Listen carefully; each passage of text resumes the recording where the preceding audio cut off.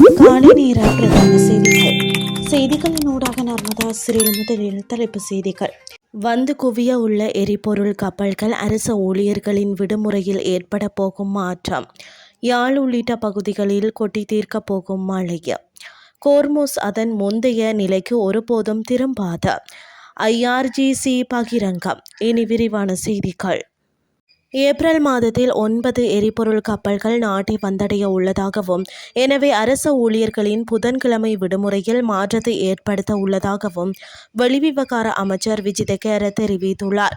மக்கள் விடுதலை முன்னணி கட்சியினால் நேற்று மாத்தறையில் ஏற்பாடு செய்யப்பட்ட நிகழ்வில் கலந்து கொண்டு உரையாற்றும் போதே அவர் இதனை தெரிவித்தார்.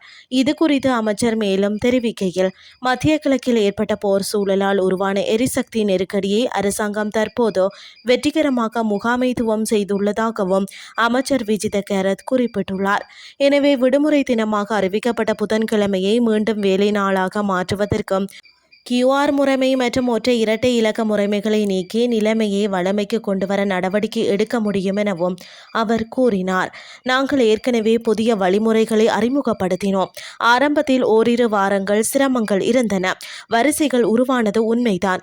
இதனால் உடனடி நடவடிக்கையாக QR முறைமை மற்றும் ஒற்றை இரட்டை இலக்க விநியோக முறைமையை அறிமுகப்படுத்தினோம். புதன்கிழமையை விடுமுறை நாளாக அறிவித்தோம். தற்போது வரிசைகளே இல்லாமல் செய்துள்ளோம். QR மற்றும் ஒற்றை இரட்டை முறைமைகள் தற்போது சிறப்பாக செய்யப்படுகின்றன. இன்னும் சில நாட்களில் அந்த முறைகள் தேவையில்லை என்றால் அவற்றை நீக்குவதற்கும் நாம் தயாராக இருக்கிறோம். புதன்கிழமை விடுமுறை தொடர்ந்து வைத்திருக்க வேண்டிய அவசியமில்லை.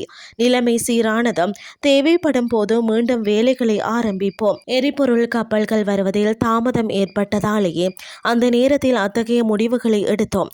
ஆனால் இப்போது அச்சப்பட தேவையில்லை. ஏப்ரல் மாதத்தில் மேலும் 9 கப்பல்கள் வரவுள்ளன என அவர் தெரிவித்தார். நாட்டில் சில பகுதிகளில் பிற்பகல் 1 மணிக்கு பின்னர் மழை அல்லது இடியுடன் கூடிய மழை பெய்யக்கூடும் என வளிமண்டலவியல் திணைக்களம் தெரிவித்துள்ளது. மேல் மாகாணத்திலும் புத்தளம் மற்றும் யாழ் மாவட்டங்களிலும் கரையோர பிரதேசங்களில் காலை வேளையில் மழை பெய்யக்கூடும் என திணைக்களம் குறிப்பிட்டுள்ளது. வளிமண்டலவியல் திணைக்களம் இன்று வெளியிட்டுள்ள அறிக்கையில் இதனை தெரிவித்துள்ளது. வடக்கு, கிழக்கு, வடமத்திய மற்றும் சப்ரகமுவ மாகாணங்களிலும் புத்தளம், காலி, மாத்தறை மாவட்டங்களிலும் பிற்பகல் 2 மணிக்கு பின்னர் மழை அல்லது இடியுடன் கூடிய மழை பெய்யும் என எதிர்பார்க்கப்படுகிறது.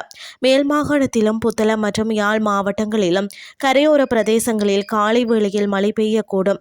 மத்திய சப்ரகமுவ மற்றும் மூவா மாகாணங்களிலும் அம்பாறை மாவட்டங்களிலும் சில இடங்களில் காலை வேளையில் பனிமூட்டமான வானிலை நிலவும். இடியுடன் கூடிய மழையின் போது தற்காலிகமாக பலத்த காற்றும் வீசும். மின்னல் தாக்கத்தினால் ஏற்படும் பாதிப்புகளை குறைப்பதற்கு நடவடிக்கை எடுக்குமாறு திணைக்களம் அறிவுறுத்தியுள்ளது. இனி வெளிநாட்டு செய்திகள். ஈரான் கோர்முஸ் நீரிணையை திறப்பது தொடர்பில் டொனால்ட் ட்ரம்ப் விடுத்த எச்சரிக்கைக்கு மத்தியில் ஈரானின் இஸ்லாமிய புரட்சிகர பாதுகாப்பு படையின் கடற்படை ஒரு புதிய ஒழுங்கிற்கு பாரசீக வளைகுடா தயாராகி வருவதாக கூறியுள்ளது. இந்த நிலையில் கோர்முஸ் நீரிணை குறிப்பாக அமெரிக்கா மற்றும் இஸ்ரேலுக்கு அதன் முந்தைய நிலைக்கு ஒருபோதும் திரும்ப போவதில்லை என்று IRGC கடற்படை தலைமையகம் பகிரங்கமாக அறிவித்துள்ளது. டொனால்ட் ட்ரம்ப் தெஹ்ரான் கோர்முஸ் நீரிணையை திறக்காவிட்டால் ஈரானின் மின் உற்பத்தி நிலையங்கள் மீது குண்டு வீசுவதாக அச்சுறுத்தியிருந்த நிலையில் தமது நிலைப்பாட்டை IRGC வெளியிட்டுள்ளது. புதிய பாரசீக வளைகுடா ஒழுங்கு குறித்த ஈரானிய அதிகாரிகளின் பிரகடன திட்டத்திற்கான செயல்பாட்டு தயாரிப்புகளை IRGC கடற்படை நிறைவு செய்து வருகிறது. அறிக்கையில் மேலும் கூறப்பட்டுள்ளது. இத்துடன் செய்திகள் யாவும் நிறைவடைகின்றது. அடுத்த இரவு 8:30 எதிர்பாருங்கள். நன்றி.